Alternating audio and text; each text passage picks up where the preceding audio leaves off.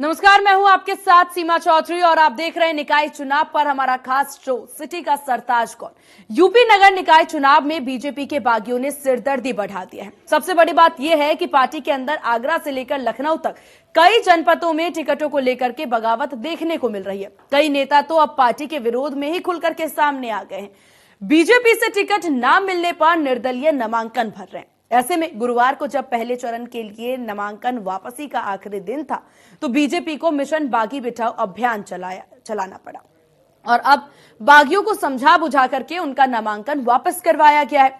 लेकिन अब भी कई ऐसे नेता हैं जिनमें बगावत कायम है। नगर निकाय चुनाव में बीजेपी में सबसे ज्यादा टिकटों को लेकर के मारामारी देखने को मिल रही है। एक एक सीट के लिए कई नेताओं ने आवेदन दिया था। ऐसे में बीजेपी के सामने अपने सभी कार्यकर्ताओं को खुश रखते हुए पार्टी का प्रत्याशी चुनने की एक बड़ी चुनौती सामने थी। बीजेपी जानती है कि अगर इन बागी नेताओं को मनाया नहीं गया तो या फिर इसी तरह संगठन के भीतर नाराजगी रही तो उसका खामियाजा पार्टी को चुनाव में जरूर उठाना पड़ सकता है।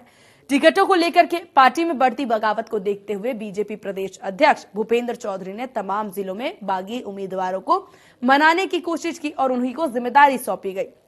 पहले चरण के लिए नामांकन वापसी का आखिरी दिन यानी कि 20 अप्रैल को दिन भर बागियों का मनाने का सिलसिला जारी रहा। पार्टी की ओर से हर जनपद में विधायकों, सांसदों और जिला परिषद के पदाधिकारियों को यह जिम्मेदारी दी गई थी। हालांकि इसमें बीजेपी को काफी सफलता हासिल हुई।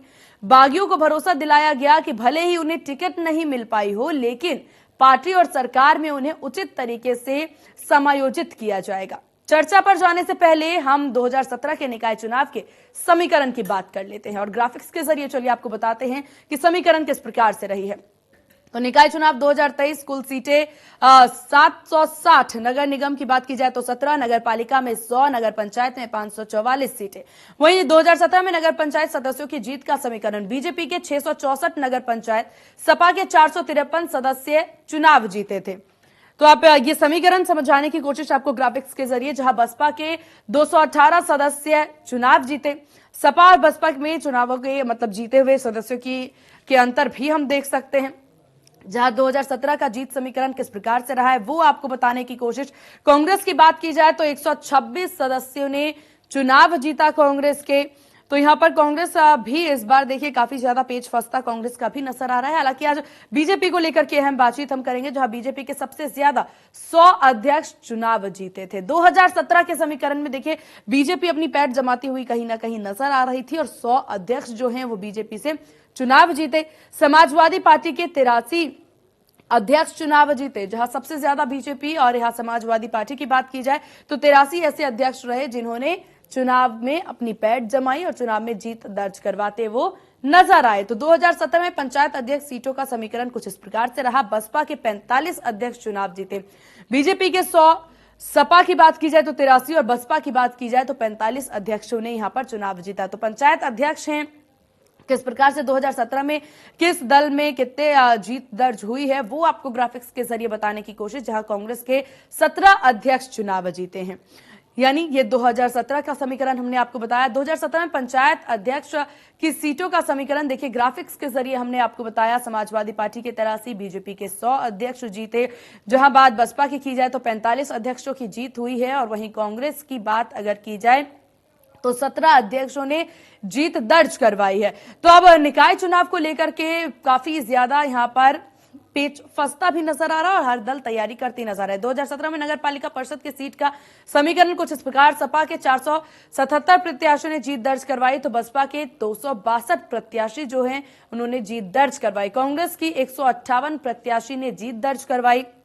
वहीं बाकी सीटें अन्य को मिली थी। यहां पर अन्य को भी काफी सीटें मिलती नजर आई थी। 2017 में 198 सीटों पर नगर पालिका अध्यक्ष का चुनाव हुआ, बीजेपी ने इस पे 70 सीटों पर जीत दर्ज करवाई। तो 2017 में नगर पालिका अध्यक्ष का चुनावी समीकरण, जहां सपा ने 45 सीटों पर, बीजेपी ने 70, सपा ने 45 सीटों पर जीत जो है वो दर्ज करवाई अपनी। वहीं आपको बता दें कि बीजेपी इस बीच ओबीसी को भी काफी ज्यादा ध्यान देती नजर आई, अपने पाले में लाने में काफी सफल रही बीजेपी ओबीसी को लाने में। तो 2017 में उत्तर प्रदेश में 16 महापौर पदों पर चुनाव हुआ था। बीजेपी ने सर्वाधिक 14 सीटों पर अपनी जीत जो है वो दर्ज करवाई। वहीं 2 महापौर सीट बसपा ने जीते, जहां आपको बता दें कि बसपा और बीजेपी में भी ये टक्कर मानी जा सकती थी 2017 में, जहां 1300 निगम परिषद में से बीजेपी के हाथ में 500 कुछ सीटें गईं, जहां सपा के 202 पार्षद, बसपा के 147 पार्षद जीते। कांग्रेस के 110 पार्षदों ने जीत जो है वो दर्ज करवाई और बाकी जो सीटें बची वो अन्य के खाते में गई थी। तो 2017 का समीकरण निकाय चुनाव का किस प्रकार से रहा वो हमने आपको ग्राफिक्स के जरिए हम लगातार बता रहे हैं कि किस प्रकार से बीजेपी कितनी जीत दर्ज करवाती नजर आई और किस प्रकार से यहां पर बीजेपी हो, कांग्रेस हो, सपा हो या बसपा हो, हर कोई पूरी कवायद करते इस वक्त नजर आ रहा है। हालांकि अगर बात इस वक्त प्रदेश में बीजेपी की जाए या निकाय चुनाव में बीजेपी की स्थिति की अगर इस वक्त की बात कर जाए तो बीजेपी जो है वो पुरजोर कवायद तो हालांकि करती नजर आ रही है, लेकिन अंदरूनी बगावत से बीजेपी काफी परेशान नजर आ रही है, क्योंकि बीजेपी के पास इस वक्त सबसे बड़ी चुनौती यह है कि किस प्रकार से बागियों को मनाया जाए। क्योंकि अब और यहां पर देखिए सबसे बड़ी बात यह भी है कि जो महिला हैं वो काफी नाराज इस वक्त चल रही हैं। फिर चाहे बात उमा मिश्रा की जाए, वो काफी ज्यादा नाराज इस वक्त चल रही हैं बीजेपी से। उनका कहना कि बीजेपी जो है वो सभी को टिकट दे रही है और 5-5 बार एक ही व्यक्ति को, एक ही प्रत्याशी पर दाव लगाती नजर आ रही है, लेकिन टिकट उन्हें नहीं दिया जा रहा, जिसको देखते हुए वो काफी नाराज नजर आ रही हैं और नाराजगी में उन्होंने निर्दलीय चुनाव लड़ने की बात जो है यहां पर इसका ऐलान कर दिया है। तो चलिए निकाय चुनाव 2023 की अब बात कर लेते हैं। कुल सीटें 760 है इस बार। नगर निगम 17 और नगर पालिका 100, नगर पंचायत 544। कुल मतदाता 4.32 करोड़ हैं और फर्स्ट टाइम वोटर्स जो हैं वो 4.33 लाख हैं, यानी फर्स्ट टाइम वोटर्स की संख्याएं भी काफी ज्यादा।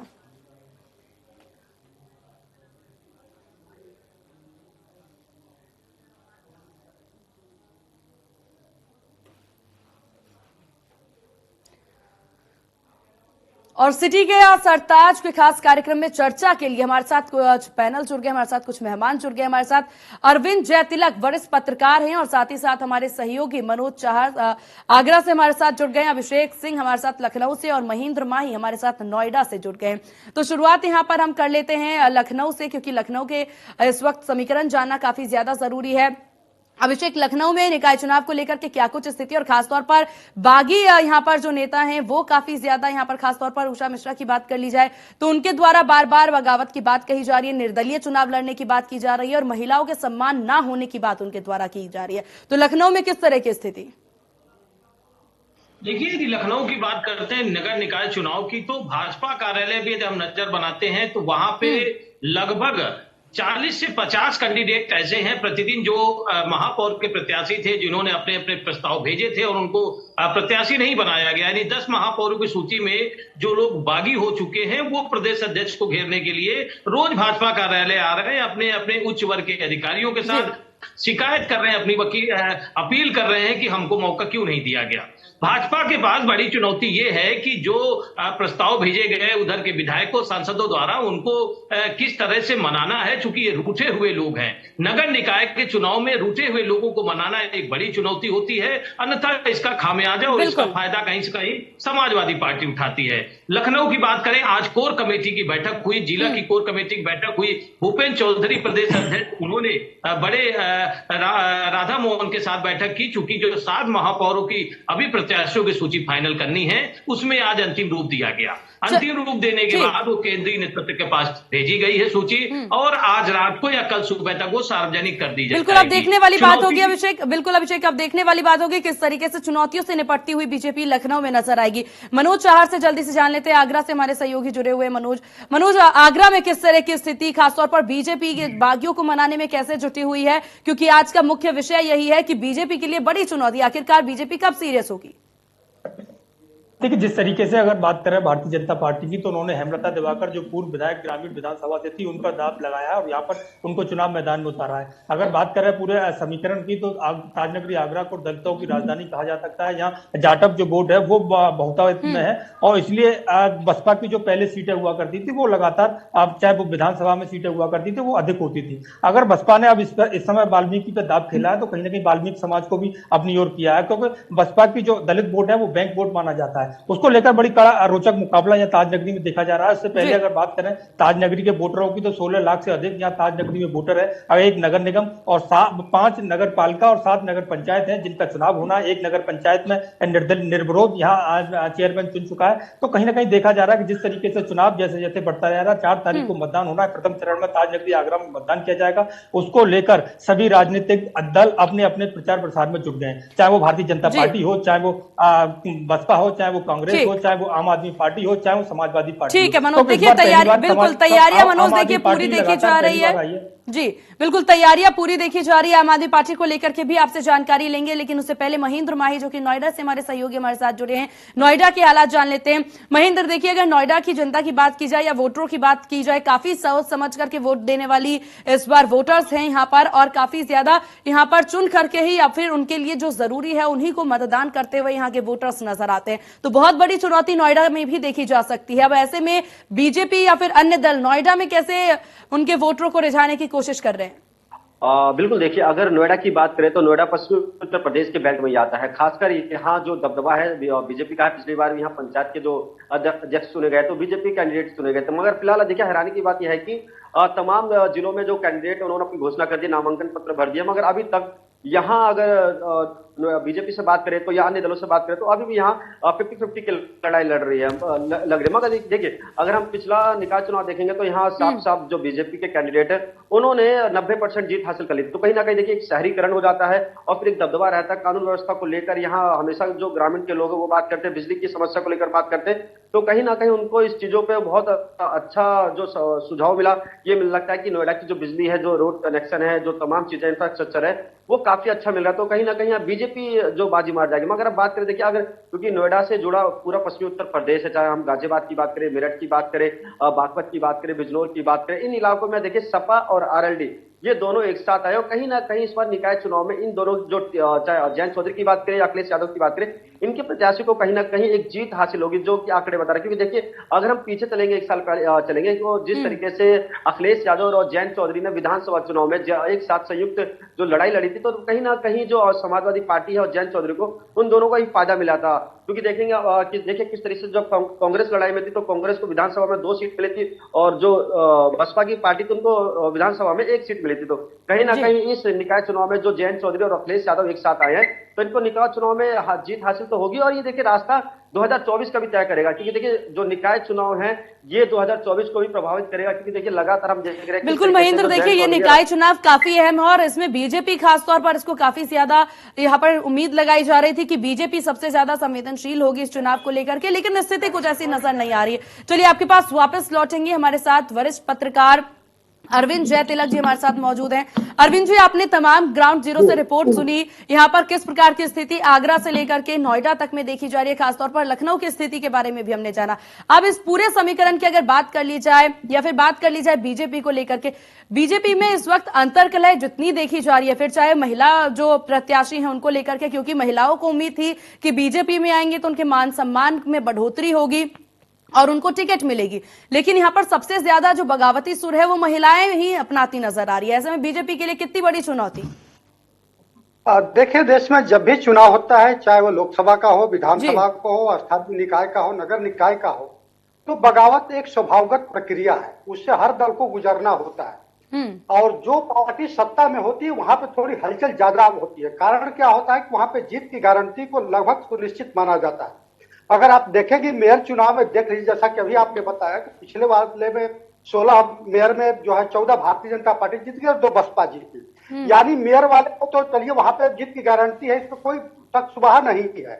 लेकिन जब हम नगर पंचायतों में जाते हैं, नगर पालिका में जाते हैं, तो वह बहुत कड़ा मुकाबला होता है। बावजूद इसके ये मान करके चला जाता है कि चुप्पी सत्ता में रहने का एक अपना जो एक नफा होता है, या ये मान करके चला जाता है, धाराएं जो स्थापित होती है, तो कहीं ना कहीं जो है उसके उम्मीदवार जो होते हैं चाहते हैं कि हमें टिकट मिले। यही वजह है कि आप देखेंगे कि सत्ताधारी पार्टी में जो है वो बगावत के स्वर कुछ ज्यादा ही बुलंद होते हैं और वह सतह पर उभरते भी हैं, देखे भी जाते हैं। लेकिन एक चीज ध्यान देना होगा कि आज की तारीख में देश में चूंकि बड़ी एक आबादी युवा पीढ़ी कहे और कहीं ना कहीं जो है राजनीति को लेकर के वो संवेदनशील है, तो कहीं ना कहीं जो है हर एक राजनीतिक दल से वह जो अपने आप को बधा वह महसूस करता है। उसकी कोशिश होती है कि जो राजनीतिक दल जो सेकेंड लाइन तैयार करते हैं उसमें किसी तरह से शामिल हो जाए। तो आज की तारीख में जो पार्षद के चुनाव जो जीतते हैं, मेंबर के चुनाव जीतते हैं, वो कल के जो है वह विधायक और एमपी होते हैं। तो उनकी कोशिश होती है, यही वजह है कि आप देखेंगे कि वो सभी राजनीतिक दल में जो है दावेदारों की संख्या बहुत अधिक हो जाती है। लेकिन इसका एक पक्ष और भी है, वह पक्ष यह है कि ये जो चुनाव होते हैं उसका जो अपना रिजल्ट आता है उसके आधार पे जो है भविष्य की राजनीति की जो है दशा दिशा तय होती है। जैसा कि अभी आपके नोएडा के रिपोर्टर ने भी कहा कि 2024 के जो है उसके अपने आयाम है, संदर्भ। लेकिन आमतौर पे आप देखेंगे कि नगर निकाय के चुनाव में भारतीय जनता पार्टी जब सत्ता में नहीं होती थी तभी वो निकाय का चुनाव जीत जाती थी। आप जैसे 2012 का देख लीजिए, उस समय 12 नगर निगम में 10 भाजपा जीत, 2 पर जो है निर्दलीय जीती। तो भारतीय जनता पार्टी का शहरी क्षेत्रों में अपना एक दबदबा है। लेकिन आज की तारीख में लेकिन अगर आप देखें कि नगर पालिका में, नगर पंचायतों में, तो वहां पे कहीं ना कहीं जो समाजवादी पार्टी के साथ कड़ी टक्कर मिल रही है। अब यहाँ पे एक बात और ध्यान देना होगा कि जो पार्टी सत्ता में होती है वो अपने नाराज जो उसके कार्यकर्ता है उनका समायोजन करने में अन्यत्र जो है सफल हो जाती है। लेकिन जो पार्टी सत्ता में नहीं होती है तो वहां पर समायोजन जब नहीं होता है तो फिर जो है आगे की उसकी जो रणनीति है कहीं ना कहीं फेल होती नजर आती है। तो इन सब चीजों को जो है कहीं ना कहीं बहुत ध्यान से, सलीके से हर पार्टी के जो रणनीतिकार है उस पर नजर बनाते हैं। जी अरविंद जी, लेकिन अगर इस पूरे समीकरण को हम देख रहे हैं, देखिए इस पूरे चुनाव को अगर देखा जाए और खास तौर पर एक सवाल यहां पर यह भी उत्पन्न हो जाता है अपर्णा यादव को लेकर के। ये उम्मीद, ये कयास अपर्णा यादव को लेकर के जताए जा रहे थे। फिर चाहे चुनाव की बात की जाए, विधानसभा चुनाव की, उसमें भी सोचा जा रहा था कि उनको मौका मिलेगा। उसके बाद हम निकाय चुनाव की बात ले लेते हैं। निकाय चुनाव में भी तमाम महिलाओं के द्वारा ये आरोप लगाए जा रहे हैं, जो कि बीजेपी नेत्री रही हैं, उन सभी के द्वारा ये भी आरोप लगाए जा रहे हैं कि अपर्णा यादव ने अपने परिवार को, अपनी पार्टी को छोड़ करके वो बीजेपी में शामिल हो जाती हैं, लेकिन बीजेपी में उन्हें वो सम्मान या फिर वो ओहदा नहीं मिल रहा जो उन्हें मिलना चाहिए। अब अपर्णा यादव इस वक्त एक चर्चित विषय मानी जा सकती हैं इस पूरे बगावती सुरों में। तो उनको लेकर के किस तरह से बीजेपी को कार्य करना चाहिए, जो कि हालांकि बीजेपी करती नजर नहीं आ रही। देखिए, भारतीय जनता पार्टी के बारे में कहा जाता है कि उसका जो दाहिना हाथ करता है बाएं हाथ को पता नहीं चलता है। भारतीय जनता पार्टी में कोई एक डिसीजन लेने वाला व्यक्ति नहीं होता है, उसकी अपनी एक जो है जो एक टीम होती है और वह जो है काफी परीक्षण के बाद जो है यह तय होता है कि कौन उम्मीदवार लड़ेगा। अब देखिए, जिस तरह से खरगवार जी को लड़ाया जा रहा है, कोई कल्पना नहीं किया था कि उन्हें भी जो है उम्मीदवार बनाया जा सकता है। भारतीय जनता पार्टी की एक अपनी कोशिश होती है, उसकी रणनीति होती है और वह जो है मौजूदा उम्मीदवारों के जरिए भविष्य। लेकिन अरविंद जी, भारतीय जनता पार्टी तो ये भी कहती नजर आती है कि वो युवाओं को मौका देगी, नए चेहरों को मौका देगी और एक ही प्रत्याशी को 5-5 बार टिकट दे देना और दूसरी महिला प्रत्याशी जो कि बार बार कोशिश करती नजर आ रही है, जमीनी स्तर पर कार्य करती नजर आ रही है, उनको मौका ना देना। बिल्कुल आप सही कहती हैं। स्वाभाविक रूप से जो लोग जो है युवा पीढ़ी है उसकी कोशिश रहती है, प्रयास रहता है कि उसे भी टिकट मिले। लेकिन मुझे लगता है कि कोई भी राजनीतिक दल जो है वो भविष्य की रणनीति को तय करता है। वैसे भी आप कहा जाता है कि उत्तर प्रदेश जातियों का खोलता हुआ कुंड है। यहाँ पर जो है जिस तरह से जातियों के समीकरण या अन्य जो धर्म के जो समीकरण है स्थापित होते हैं, मुझे लगता है कोई भी राजनीतिक दल जो है इससे परहेज नहीं करता है। तो निसंदेह ये मान के चलिए कोई भी चुनाव लड़ा जाता है जीतने के लिए, तो वहां पर जो है और अन्य और जो बातें जैसा आप कर रहे हैं कि महिलाओं की भागीदारी सुनिश्चित हो, 50% आबादी महिलाओं की है। लेकिन मुझे लगता है कि कोई भी राजनीतिक दल जो है आज की तारीख में महिलाओं की भागीदारी के अनुपात में टिकट नहीं दे रहा है। तो निसंदेह जो है देना चाहिए अगर सैद्धांतिक रूप से कहे तब। लेकिन व्यवहारिक तौर पर देखा जाता है कि जो चुनाव जीतने की जिसकी ज्यादातर गारंटी रहती है, दाव उसी पर लगाया जाता है। जी, लेकिन कई बार ऐसे भी होते हैं, देखिए दलों में, अरविंद जी, इसे नकारा नहीं जा सकता इस चीज को कि सिर्फ पहचान और सिर्फ बैठ की वजह से टिकट मिल जाता है, लेकिन वो उम्मीदवार जो कि जीत दर्ज करवा सकते हैं उन्हें मौका नहीं दिया जाता। क्या बीजेपी ये गलती करती इस निकाय चुनाव में नजर आएगी? नहीं, हम लोग इसको दूसरे संदर्भ में देख सकते हैं। देखिए, भारतीय राजनीति की एक रवायत रही है कि जो राजनीतिक परिवारों से जो लोग आते हैं वो अपनी जो है जो औरा जो है अपना जो आयाम है अन्य की अपेक्षा जो कि लगातार परिश्रम करते हैं उनसे कहीं ज्यादा बढ़त बना लेते हैं। यही वजह है कि आप देखेंगे कि राजनीतिक परिवार के लोग, उनके बच्चे, उनके बहू या उनके घर के अन्य सदस्य लड़ते हैं तो स्वाभाविक रूप से बिल्कुल वह जो है अपेक्षा अन्यों के मुकाबले बेहतर स्थिति में होते हैं। तो कोई भी राजनीतिक दल इससे परहेज नहीं करता है। तो मुझे लगता है कि सबकी कोशिश यही होती है कि अधिक से अधिक जो है सीटों पर जो है कब्जा हो जाए, ताकि जो है आगे की रणनीतिक तौर पर बिल्कुल, और ये बहुत जरूरी भी है। देखिए, इस वक्त बीजेपी के पास बहुत सारी चुनौतियां जिसे झेलना काफी जरूरी है। अरविंद जी आपके पास वापस लौटेंगे। हमारे साथ लखनऊ से हमारे सहयोगी रवि लगातार बने हुए हैं। रवि, देखिए, लखनऊ में अगर स्थितियों की बात की जाए, जिसका हम बार बार जिक्र करते नजर आ रहे हैं कि लखनऊ में इस वक्त बीजेपी जो है काफी ज्यादा सजगता से कार्य करती नजर आ रही है और बागियों को मनाने की कोशिश भी करती नजर आ रही है। आज का हमारा मुख्य विषय भी कुछ इसी प्रकार से है कि बागियों को लेकर के बीजेपी कैसे काम करती नजर आएगी। अब लखनऊ की बात यहां पर सिर्फ और सिर्फ लखनऊ की बात की जाए तो लखनऊ में जमीनी स्तर पर बीजेपी किस तरह से काम करती नजर आ रही है और वहां पर जो बागी है उनको किस तरह से मनाती नजर आ रही है, स्थिति किस प्रकार से बीजेपी की?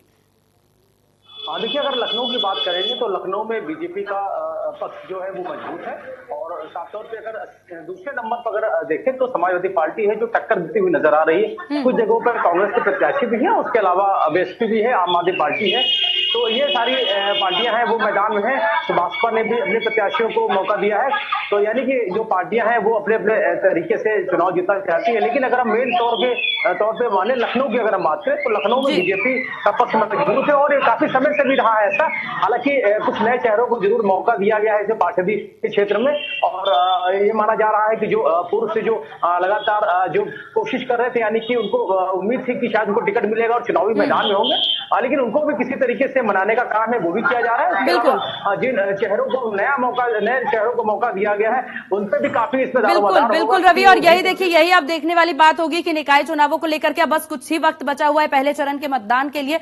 अब देखने वाली बात होगी किस प्रकार से कार्य करती बीजेपी नजर आएगी। अरविंद जी आपका बहुत शुक्रिया इंडिया न्यूज उत्तर प्रदेश उत्तराखंड को अपना कीमती वक्त देने के लिए, और तमाम सहयोगी आप सभी का बहुत शुक्रिया तमाम जानकारी और अपडेट साझा करने के लिए। तो सिटी का सरताज के इस कौन खास कार्यक्रम में बस इतना ही। बने रहिए इंडिया न्यूज उत्तर प्रदेश उत्तराखंड के साथ। नमस्कार।